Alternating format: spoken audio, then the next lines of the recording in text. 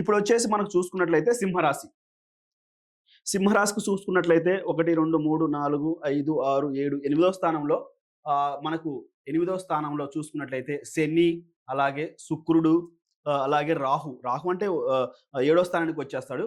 ఇప్పుడు ఏందంటే సింహరాశి వాళ్ళు కొంచెం జాగ్రత్తగా ఉండాలి. గురువు లాభంలో ఉన్నాడు. గురువు అంటే లాభం పరంగా ఓకే.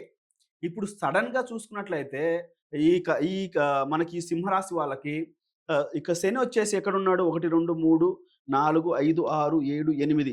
8వ స్థానంలో ఉన్నాడు శని. ఓకే. సో, 8వ స్థానంలో శని ఉన్నప్పుడు సడెన్‌గా ఏదైనా జరిగే ఛాన్సెస్ ఉంటాయి. అంటే లాసెస్ కావచ్చు, గెయిన్స్ కావచ్చు. పైగా ఇప్పుడు సడెన్‌గా మనకు లాసెస్ రావడానికి ఛాన్స్ ఉంటది. ఎందుకంటే శని మీ లగ్నానికి యోగకారకుడు కాదు కాబట్టి, ఆయనొచ్చేసి మనకిక్కడ 8థ్ హౌస్‌లో ఉన్నాడు కాబట్టి 1, 2, 3, 4, 5, 6, 7, 8 8థ్ హౌస్‌లో ఉన్నాడు కాబట్టి కొంచెం జాగ్రత్తగా ఉండండి.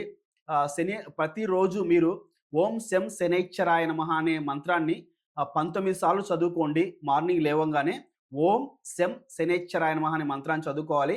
అలాగే 9వ స్థానంలో రవి బుధులు ఉన్నారు కాబట్టి మార్నింగ్ లేస్తానే సూర్య నమస్కారం చేయాలన్నమాట. సూర్యుడికి నమస్కరించేటప్పుడు ఓం నమఃశివాయ సూర్యనారాయణాయ నమః, ఓం నమఃశివాయ సూర్యనారాయణాయ నమః అనే మంత్రాన్ని ప్రతిరోజు మార్నింగ్ స్నానం చేసిన వెంటనే ఒక 9 సార్లు అనుకొని, అలాగే ఆయనకి దోసిళ్లతో వాటర్ అర్ఘ్యం ఇచ్చేసి చేసినట్లయితే ఖచ్చితంగా మీకు మంచి జరుగుతుంది.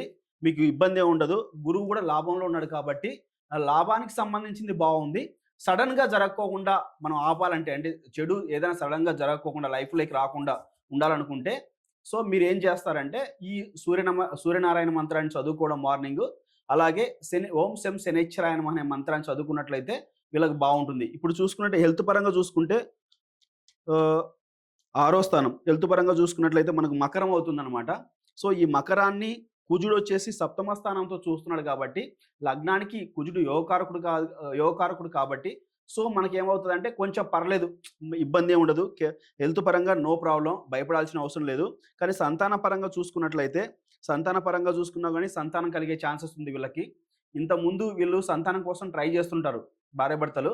సో వాళ్ళకి ఏదైనా సంతానం కలగలేదు, ఇంతవరకు మేము ఇబ్బంది పడుతున్నాము అని అనుకుంటే ఇప్పుడు ఖచ్చితంగా మీకు ఇప్పటి నుండి మే 15 నుంచి 2027 అక్టోబర్ లోపు ఖచ్చితంగా మీకు సంతానం కలిగే ఛాన్సెస్ ఉన్నాయన్నమాట. అలాగే ఆరోగ్యపరంగా బాగుంది. ఒక్క 8వ స్థానంలో మాత్రం కొంచెం డిఫెక్ట్ ఉంది కాబట్టి అది సడన్‌గా జరిగే ఇన్సిడెంట్స్ నుంచి మనం బయటపడాలంటే ఖచ్చితంగా శనేశ్వరుడికి సంబంధించిన మంత్రాన్ని, అలాగే మీరేంటంటే శనేశ్వరుడికి దగ్గరికెళ్ళేసి మీరు తైలాభిషేకం చేసి, టెంకాయలు కొట్టి, పూలు పెట్టి, తర్వాత ఆయనకు నువ్వులు సమర్పించి ఇవి చేసినా గానీ ఖచ్చితంగా శనేశ్వరుడు మీకు ఏమీ చెయ్యడు. శని కావాల్సింది ఆయన రూపంలో ఉన్న వాళ్ళకి మీరు దాన ధర్మాలు చేయడం, అది కావాలి శనేశ్వరుడికి. శనేశ్వరుడు మీరు నాకు పూజ చేయండి, నాకు పూజ చేస్తే నేను బాగుంటానని ఎప్పుడు చెప్పడు. శని రూపంలో ఉన్న వాళ్ళకి ఏదైనా చేసినట్లయితే ఖచ్చితంగా శనేశ్వరుడు సంతోషిస్తాడు. శని రూపంలో ఎవరుంటారు? చెప్పులు కుట్టుకునే వాళ్ళు శని రూపంలో ఉంటారు. అలాగే మున్సిపాలిటీ వాళ్ళు మనకు డైలీ పాపం సేవ చేస్తుంటారు కదా, వాళ్ళ రూపంలో శనేశ్వరుడు ఉంటారు. అలాగే మనకు కాకి వాహనం అయిందిగా శనేశ్వరుడికి, ఆ వాహన రూపంలో ఉంటారు. పక్షుల రూపంలో శనేశ్వరుడు ఉంటారు. వీధి కుక్కల రూపంలో శనేశ్వరుడు ఉంటాడు. వీటికి మీరు ఫుడ్ పెట్టండి, వాటర్ ఇవ్వండి. ప్రతిసారి మీరు ఫుడ్ పెట్టిన ప్రతిసారి వాటర్‌ని యాడ్ చేయండి. వాటర్‌ని యాడ్ చేయడం వలన ఏమవుతదంటే మనకు వాటర్ అంటే ఎవరు? చంద్రుడు అన్నమాట, మనస్కారకుడు. సో ఆత్మ అంటే ఫుడ్ అనేది మనకు వెళ్తుంటే అది ఆత్మ అవుతది. వాటర్ చంద్రుడికి సంబంధించింది కాబట్టి మనస్కారకుడు కాబట్టి మన బుద్ధి, మన ఆత్మ, మన మనసు ప్రశాంతంగా ఉంటాయి. అలా ఉన్నప్పుడే మన లైఫ్‌లో ఏదైనా సాధించగలుగుతాం అన్నమాట. సో మీరేం చేస్తారంటే ప్రతి శనివారం, అంటే శనివారం అని చెప్తున్నా గానీ మీరు ఎప్పుడు చేసినా అది మంచిగానే ఉంటుంది.